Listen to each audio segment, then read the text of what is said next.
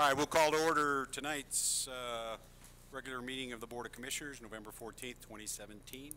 It's now 6:30, and just note that we do have a quorum. A couple people are out due to illnesses tonight. So would you please rise and join us in the Pledge of Allegiance? I pledge allegiance to the flag of the United States of America and to the republic for which it stands, one nation, under God, indivisible, with liberty and justice for all. Please remain standing for a brief moment of silence.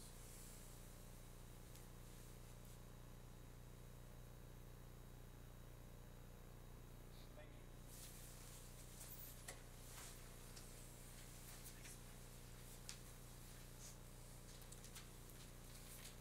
I have no changes to the agenda. Does anybody have any corrections or additions to make? If not, I'll entertain a motion to adopt the agenda. So moved. All those in favor signify by saying aye. Aye. Okay. Public comments.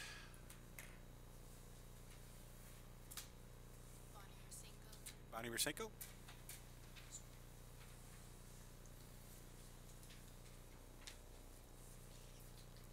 Hello, my name is Bonnie Rasenko. I live at 2501 Providence Road South in Waxhaw.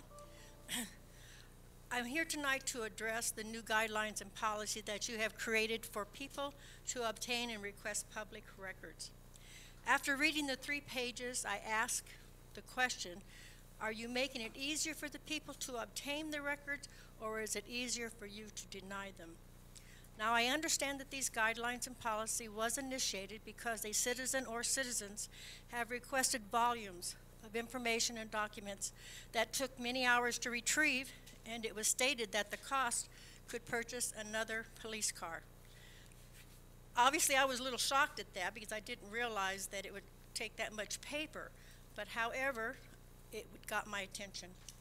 However, no matter how you look at it, the Freedom of Information Act and the North Carolina Public Records Law gives anyone the right to request public records, and no statement of purpose is required. But I'm not here tonight to debate the public records, no statement, or to debate all the stringent rules, the do's and don'ts, and the policy that you have put in there, because I really think it is so sad that the citizens distrust the board, the staff, and whoever so much that they feel their only recourse for the truth is to rely on the Freedom of Information Act and the North Carolina Public Records Law. They have lost all confidence in you and feel you have your own agendas and too busy for them to ask and answer their questions. Doesn't that bother you? I know it sure bothered me after reading it, and I thought on it. It just seems that it would be more productive and worth your while to spend time concentrating on how to build and rebuild and earn back the respect from the citizens of Waxhaw by your actions, truthfulness, and to encourage citizens by making them feel they are part of the decisions that affect them, their home, and Waxhaw. I'm a very firm believer that if you are truly for the people, they would be for you. Thank you. Thank you. We have no one else for public comments. Moving on to the consent agenda. Chaplain, I got a quick question for you. There were some typos in the minutes. Can we go ahead and approve the consent agenda? The typos were given to Melody, the clerk, I'm sorry. Yes, once you approve with correction of any just typographical errors. Okay, that's fine. Thank you. I will entertain a motion to approve the consent agenda with the submitted typographical errors in the minutes dated October 10, 2017.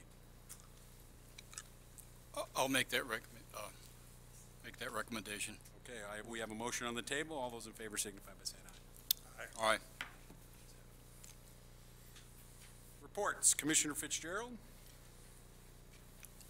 Well, I would like to congratulate all the commissioners that got elected over this last election cycle, and I appreciate the 4 years that I got to sit in this seat. Thank you. Commissioner Burrow. I just will say the same thing to those who were elected. Great. Look forward to working with you. Welcome aboard. Thank you. Commissioner I'd like to do the same and congratulate you and say it's now time to turn it over to your reins, and we only have 1.5 more meetings after this, I guess, and it's time for, if you need any help, just give us a holler. All right. Manager Ferguson. A brief overview of some of the events that are coming up in the month of December, and so I just wanted to run through those and mention them. The first is, of course, the Senior Citizens Christmas Party on December 1st, so that's a big event with a lot of people participating, so we look forward to that being the first event of the month. The Holiday Festival of Lights is on December 2nd from 4 to 8, and so that'll be a real nice afternoon for the downtown to be lit up. And then that same day in the morning is the Junior Snap 5K, so that'll be 2 events there on the one day. Then we'll have the Christmas Parade on December 10th from 3 to 5 on Sunday afternoon, and that'll be hopefully a nice afternoon. Menorah lighting on Thursday, December the 14th from 5 to 7, so that's downtown as well. And then another event, Wreaths Across America, on Saturday, December 16th from 12 to 2, and that'll be a memorial there at the cemetery. And then Santa will be riding through neighborhoods this year from December 10th through 16th, and that'll be in conjunction with the Waxhaw Volunteer Fire Department, so they'll be assisting in that and be making their way through about 31 neighborhoods, and not be stopping, but we'll be getting through the neighborhoods. And those are the events for December. Very busy month for event staff and for town staff as well. Questions? All right, thank you. Next up, we have a public hearing for 2418 Providence Road South, a voluntary annexation petition 18-221. It's a request by Tim Melton for annexation of approximately 1.33 acres, parcel named in the petition. I'll entertain a motion to open the public hearing. So moved. All those in favor signify by saying aye. Aye. Betsy? Good evening, Mayor, Commissioners. Thank you. As the Mayor stated, this is annexation petition 221 for 2418 Providence Road South. Tim Melton, at the request of property owner Jennifer Mode, is making this annexation request. This is for one parcel of land that's approximately 1.33 acres, identified as parcel ID number 06159-003A. And this is located on Providence Road South, as stated, which is just south of the existing Southern Style Designs property. I think we're waiting for the technical to catch up, but just to give you a little bit more context when it does. There is an existing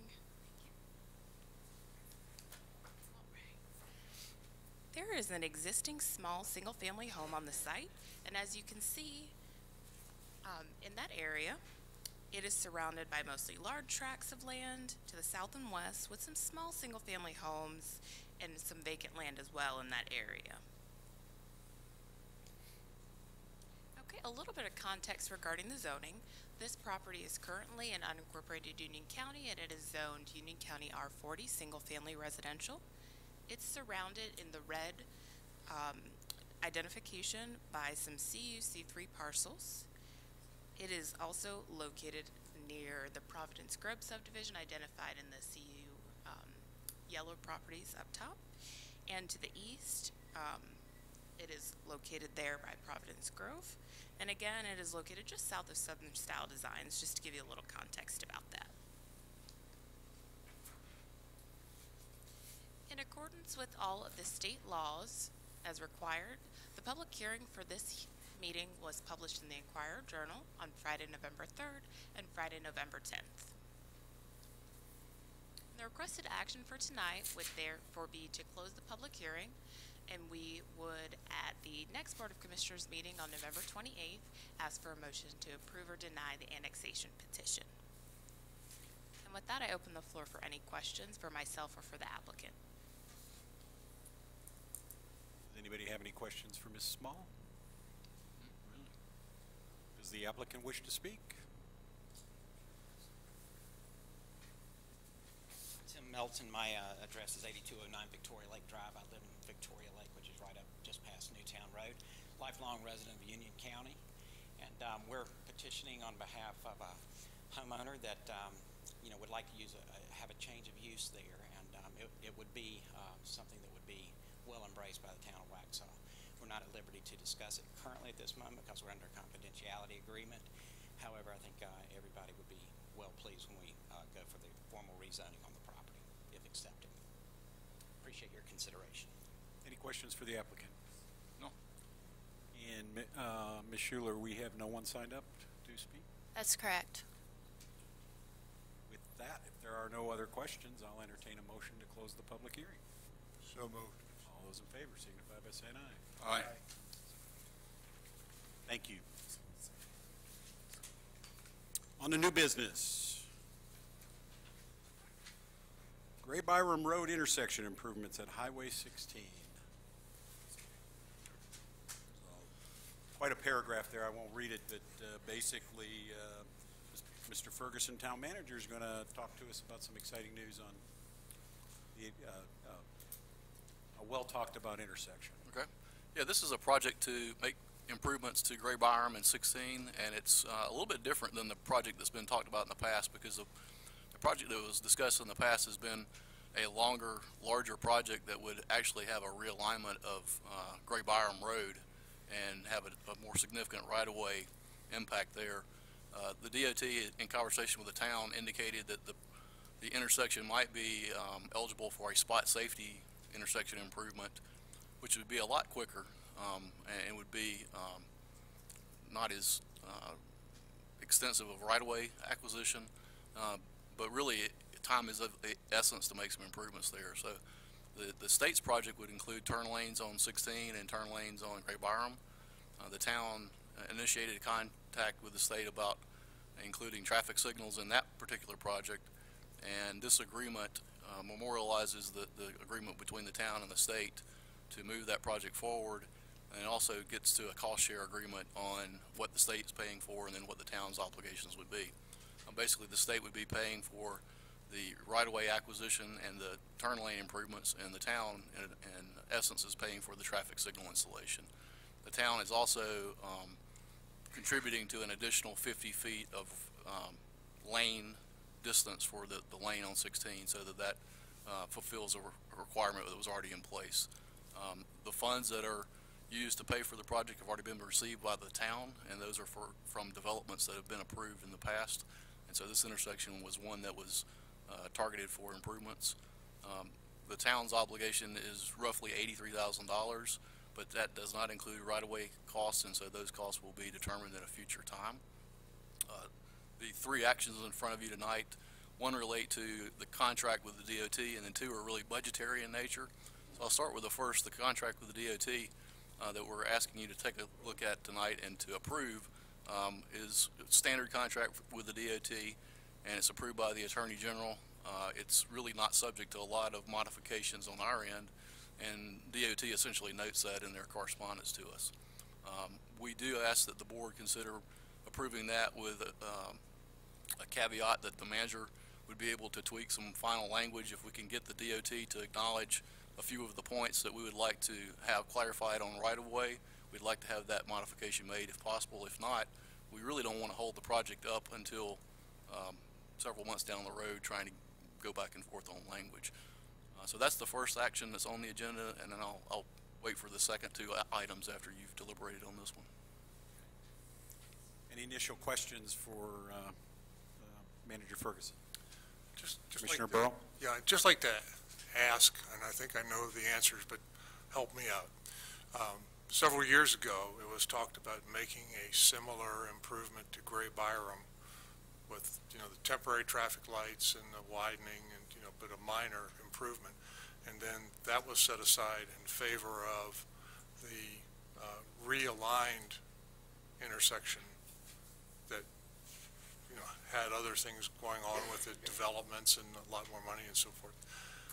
What is the catalyst that has brought us back to this? I'm not opposed to it. I think it's time we did something there, but how is it different from what it was 2 years ago or 2.5 years ago? The one major difference between now and a couple of years ago is that you now have a funded Highway 16 project that has an adopted time schedule, and that adopted time schedule is really too close in proximity to the previous project. The previous project would take a number of years to acquire right-of-way, engineer, plan, design, and then go to construction. So when you look at the number of years required to do that project, it was actually bumping into the time frame for the Highway 16 improvements with very little space in between. Essentially, the DOT made the call and said, we really need to do something sooner than later, so let's go back and look at the spot safety alternative, which doesn't take realignment of the roadway and doesn't require as much right-of-way. So the things that you have to worry about, you still have to worry about utilities and right-of-way, but there's less of a chance that you're going to have to do major movements there. So this is about a 24-month process. We're hoping that 24 months can be shrunk to a shorter number of months, but that's about what we're looking at as far as actually going out and getting the project going, engineering it, and then getting it installed. Installing a signal is a very quick process, but it's the right-of-way and the turn lanes that'll take a little bit longer to get those worked out. The main difference, though, is 16 now is funded with a schedule. Okay. Thank you very much. Other questions? I do. Commissioner Fitzgerald? So if we approve this and we do the light without a realignment, when they do this Highway 16 expansion, would they realign that road? Is that the idea? Well, that depends on the type of roadway that they design, and so we really aren't able to say that with certainty yet what they would do. The traditional highway design process might include a realigned intersection there, but if they adopt some of the super street type intersection modifications, that might not be. So we really don't know what their design process will be yet, but that will be determined at a later point. Commissioner Warner, do you have any questions? No, I don't.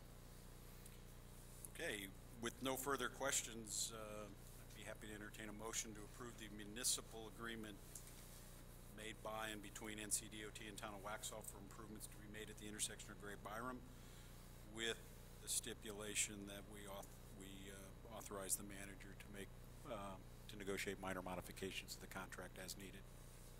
I'd be proud to make that motion. We have a motion on the table. Any further discussion?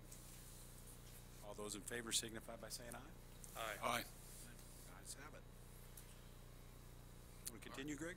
Item number 2 is the capital projects ordinance for Gray Byram intersection improvements. This is an ordinance that will allow a multi-year capital project to move forward without having to pull money from this year into next year. This actually sets up a multi-year capital improvement project. We are recommending that we put $90,000 into this project initially, knowing that the DOT's got to acquire some right-of-way, and there will be an amendment to this later. We just don't know what that amended number will be, but to get the project moving, our obligation is $83,000 and change under the written agreement, but this will give some flexibility if they come back and say there's a few other dollars there. But let me just indicate that it won't be spent in any way unless there's actually a real need to increase that from 83 to 90. We will most likely be back to you to the board at some point in the future for an amendment to the CIP project here, but this gets the project started and it's the legal ordinance to do so. Any questions for Manager Ferguson? Where will that $90,000 come from? It comes from the $550,000 that was received from Landover for the improvements that they had specified in a previous zoning decision, and we have received those funds in hand, so we have those funds. Okay. Comes from the reserve fund, the dedicated reserve fund. Yes, for intersection improvements. That's it. Any other questions? If not, I'll entertain a motion to approve the Gray Byram intersection improvements capital project ordinance with an initial balance budget of $90,000. I'd like that motion. Okay, we have a motion on the table. Any further discussion? All those in favor signify by saying aye. Aye. Aye. Number 3. Item number 3 really is just appropriating the fund. So you set up the vehicle in the form of the ordinance. Number 3 moves the money into the ordinance, so this moves it from the existing fund to the new ordinance. Okay, since we've taken items 1 and 2, do I have a motion to approve the budget ordinance amendment to transfer the $90,000 to the newly established fund associated with the Gray Byram intersection improvements capital project ordinance? So moved. All those in favor signify by saying aye. Aye. We'll expect a schedule next week. When's the ribbon cutting? I want to make a comment. This has been a lot of hard work by Dennis Rory, working on the technical committee with NCDOT to work with them to identify at a state level, DOT freed up some funds. Why not Waxhaw? Why not improve that intersection? He's done some great work, and I just want to publicly thank him for that. Okay, next up, second item of new business, public records request policy. Ms. Schuler? Good evening, Mayor and Commissioners. The item before you tonight is the public records request policy, which was provided to you in your agenda packet. As well, there have been some proposed revisions that have been provided to you. Ultimately, the purpose of this policy is to serve as a guideline so that the public will know the general process for requesting public information. And ultimately, this will provide more clarification to staff on information around the statutes, as it can be very vague at times. And with receiving several requests, ultimately this policy is the first step in getting there. And we'll revisit this policy in about 6 months. Questions for Clerk Schuler? Commissioner Burrow? Yes, I read it. I have several comments, and I think there are areas that we could clarify it. I think it should be a little more black and white as to how these are done, when they are done, how they are evaluated.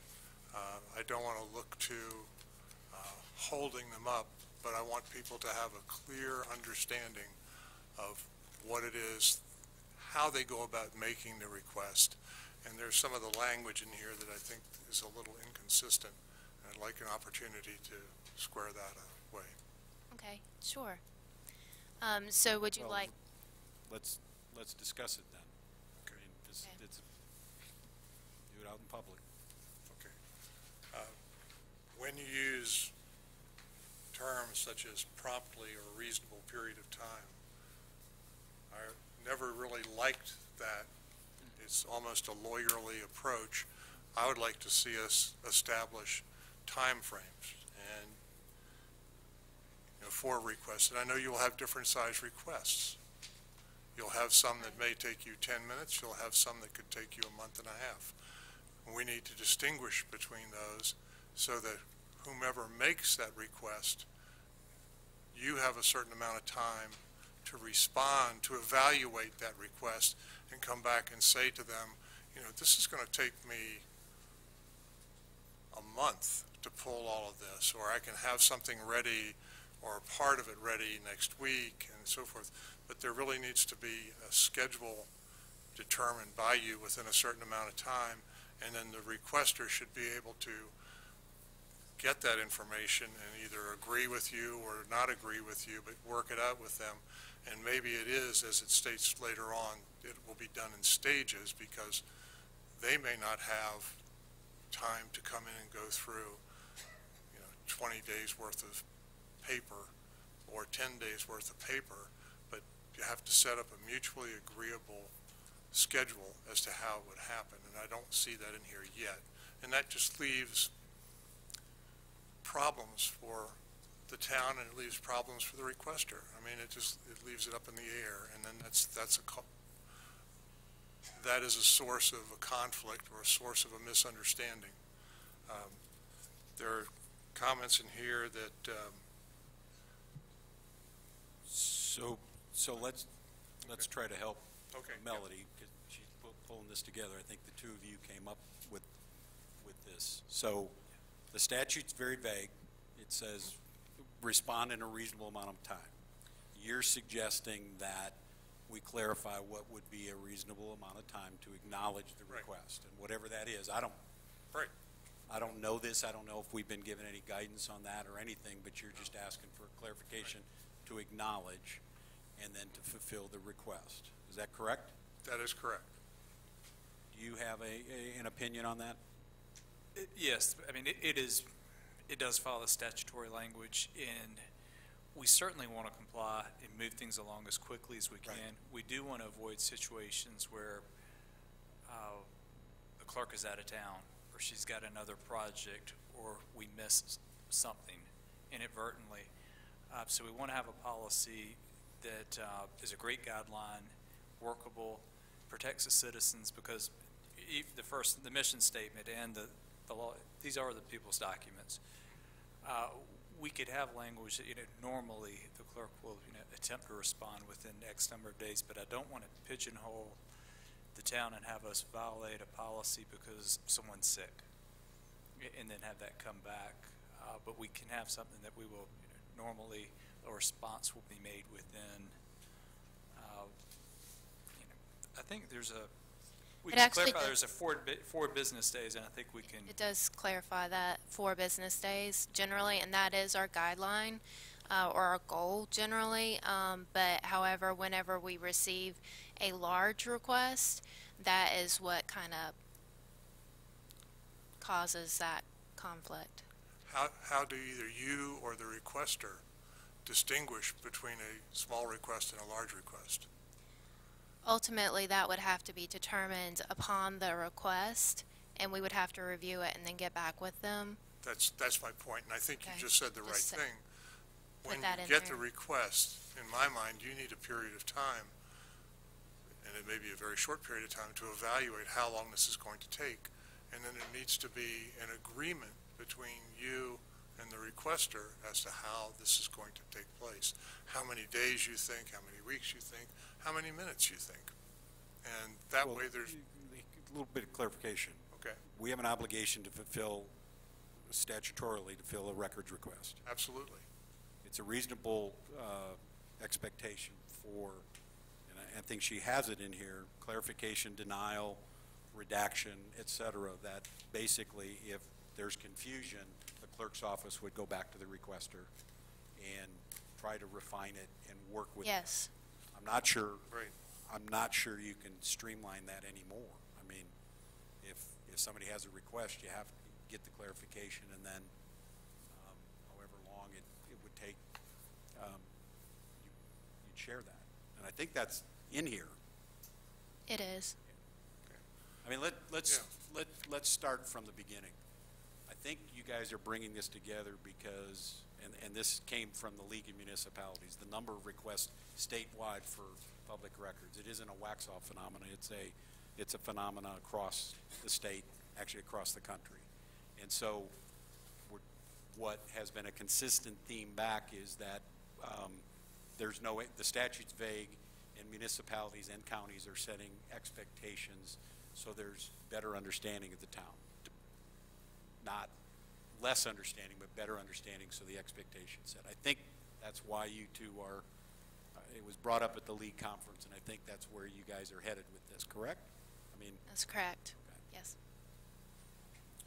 Okay. So,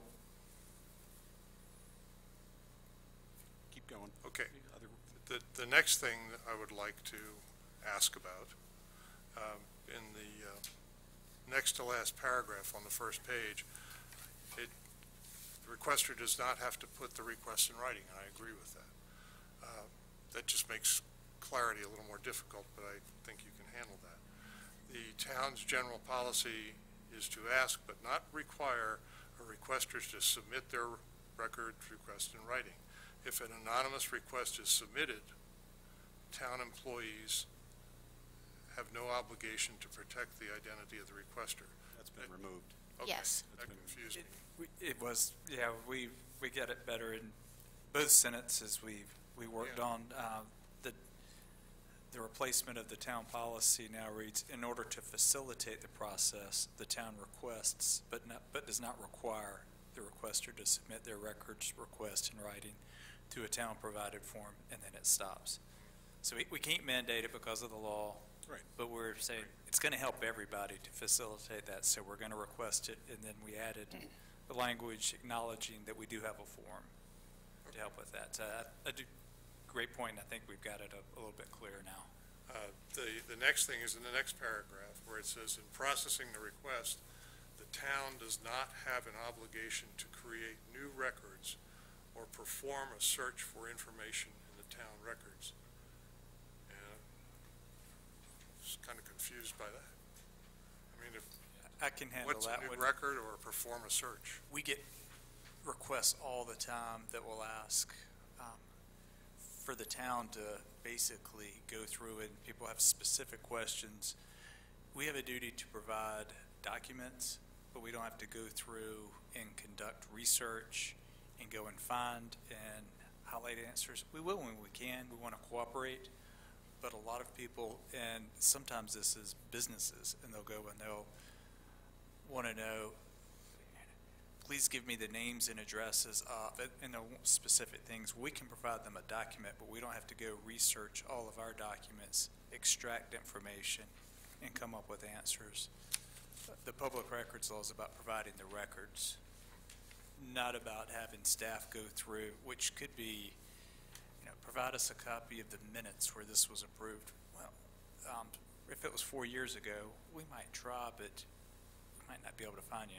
You can look through the minutes and the agendas and look at that and A pinpoint. good example would be someone requesting a list of all the mayors that have been in place since incorporation of the town, and we have no such document on file. So that would be an example of this. I can understand that, but when I read this without that example, it's unclear, because what it says right here is, or perform a search for information in the town records. If I ask you for public records, aren't you performing a search for information? Yes. Well, Performing a search for records. Information is making an analysis of the record. That's the distinction in the statute. You do not have to provide, you do not have to do the research and provide the information. You have to provide the record, all of them. Okay. But when I read this on its face, there was no distinction between a record and information. So you can Okay. clarify that. okay.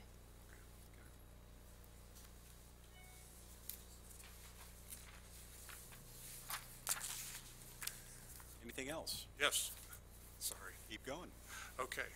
Next page. In processing a request for inspection of a public record, the town will notify the requester once the records are available for inspection. Does that mean that they're going to come in and look at something, or do they get a copy of something? Is there a distinction between inspection and receiving a copy? Yes, there is. So people can actually come to the town and request to inspect certain records and actually review them right there, and as opposed to them actually receiving copies and taking those home, or having to pay for the copies, or get digital versions of the document. So that is one option which we're wanting to provide to the citizens. The default in Charlotte is they have a room set up where you can come in and look at the records. Yeah, I know. There was talk of that, and I think it's a great idea, because it may make it a lot faster for someone seeking the information, or the record, excuse me. And rather than going to any expense or time consumption with finding things, printing them out if they're there and there's a secure terminal where they can do it, which leads to another sentence in the middle. It says a town employee may accompany the requester during inspection to make sure that the originals are not tampered with or taken or altered. Can't we handle that technically? So while they're doing an inspection, there is no chance for someone to take an original town record and Can you define technically? I mean, A PDF that can't be, oh, okay. done. You can't you can't not edit it. You can't delete it. You can't add to it. Well, we are setting up a iPad so that people can come in and view our records retention system where all of our records are stored, and so then they would have that option to come in and look at those minutes instead of having to actually handle the document. And I agree with that. I think that's a great idea. My point is, when they have that iPad or they have a computer terminal or something, can they edit or alter those No. documents? Okay. I think this specifically gets to, what if you have a hard copy of something? Right. You want to maintain the security of that. Right. Okay. That's all. All right. And then the last thing that I'm going to ask. Correct me if I'm wrong, Clerk Schuler, I think the intent as well as providing a place to visually review it. Don't we also, aren't most municipalities also providing a printer that if they wanted to print it out right next to it? I mean, or is that something we're looking at? Yes. Yeah. It, So somebody could take it with them if they want. Yeah, they have the ability to print, and then they also would have the ability to email the documents to themselves, which would ultimately be free. Okay. Of course, there would be some charges around the copies, so. Okay. More? Yes, but not many more. In the paragraph that starts off, in the event that a request for public records is denied, because the requester contests the cost, they may appeal in writing to the town manager. If no response to the appeal is delivered to the requester within 3 days of the town's receipt of the appeal, the denial may be deemed final. In my note, maybe it's a little sarcastic, but that's not much of an appeal. In other words, it's just by default. In other words, if they go to the town manager, wouldn't you want to have the town manager say, denied a second time, or do it in the affirmative? I never like to see things just happen. Just cut off, basically. Just, You ought to acknowledge it. yeah, Acknowledge, yeah.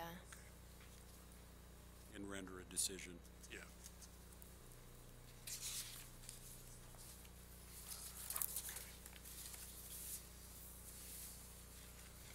And then on the last page,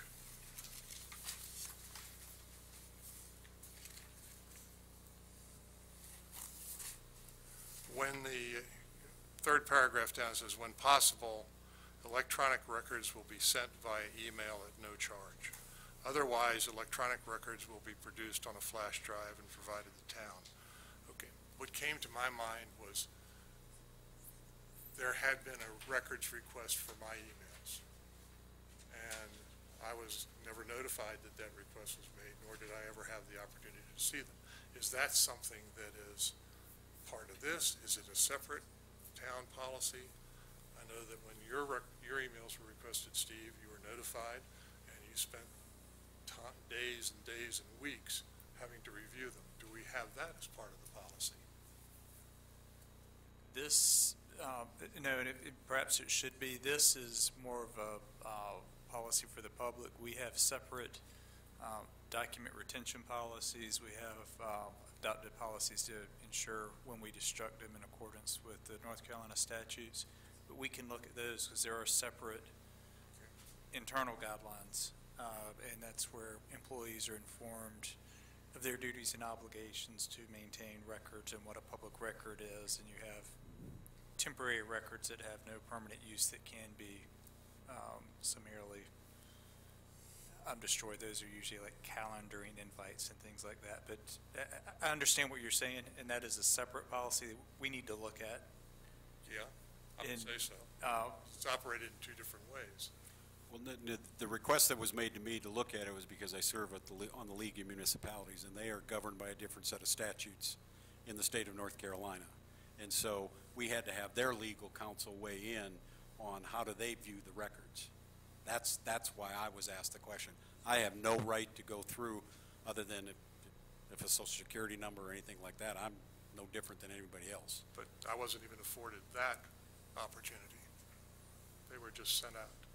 So I'm. Well, our processes do evolve over time, and, you know, as we see Okay. things need to be implemented, we'll add them. Okay, thank you. Thank you. So does anybody else have anything? I think you have several suggestions that we probably bring back at another meeting. I agree. So do you want it for the consent agenda? No, Or no? not Okay. consent, bring it Sure. discussion. I think also it might be helpful, I know you didn't say this up front, but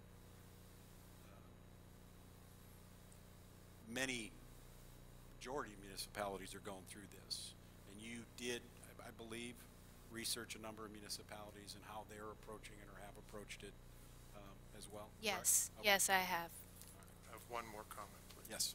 Okay, I would like to thank Greg Ferguson and Melody Schuler for putting all this together at this point. It does represent a lot of work, and it does represent something that's important to all of us in Waxhaw. So thank you very much. Look forward to finishing. Thank you. Thank you, Clerk Schuler. All right, we have no closed session, and so with that, I'll entertain a motion to adjourn. So moved. All those in favor signify by saying aye. Aye.